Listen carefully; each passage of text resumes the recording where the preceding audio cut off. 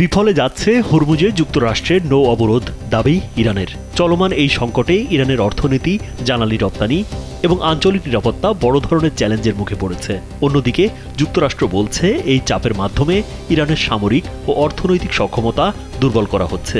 যুক্তরাষ্ট্রের president Donald Trump দাবি করেছেন ইরান বর্তমানে অর্থনৈতিকভাবে ভেঙে পড়েছে এবং প্রতিদিন বিপুল অঙ্কের ক্ষতির মুখে আছে। নৌ অবরোধের কারণে ইরানের অর্থনীতি দ্রুত দুর্বল হয়ে পড়ছে এবং দেশটি জরুরি পরিস্থিতিতে পড়েছে। তবে ইরান এই দাবি সরাসরি প্রত্যাখ্যান করেছে।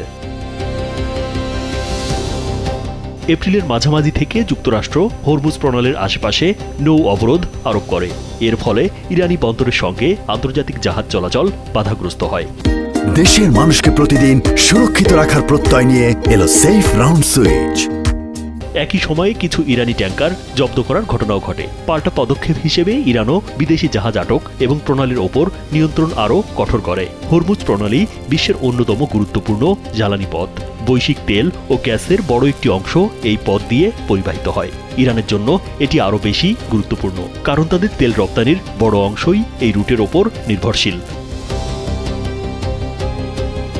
যদিও অবরোধ ইরানের ওপর চাপ তৈরি করছে, দেশটি এখনও সম্পূর্ণভাবে অচল হয়ে যায়নি। তারা ভাসমান তেল মজুদ, বিকল্প বাণিজ্য রুট এবং কৌশলগত নীতি ব্যবহার করে পরিস্থিতি সামাল দেওয়ার চেষ্টা করছে। একজন মধ্যপ্রাচ্য বিশ্লেষক বলেন, ইরান দীর্ঘমেয়াদী চাপ মোকাবেলার জন্য প্রস্তুতি নিয়েই চলছে। যুক্তরাষ্ট্রের জন্য এই নীতি দীর্ঘমেয়াদে চ্যালেঞ্জ তৈরি করতে পারে, কারণ চীন সহ বড় আমদানিকারক দেশগুলোর ওপর এর প্রভাব পড়ছে এবং আন্তর্জাতিক বাজারে তেলের দাম ওঠানামা করছে।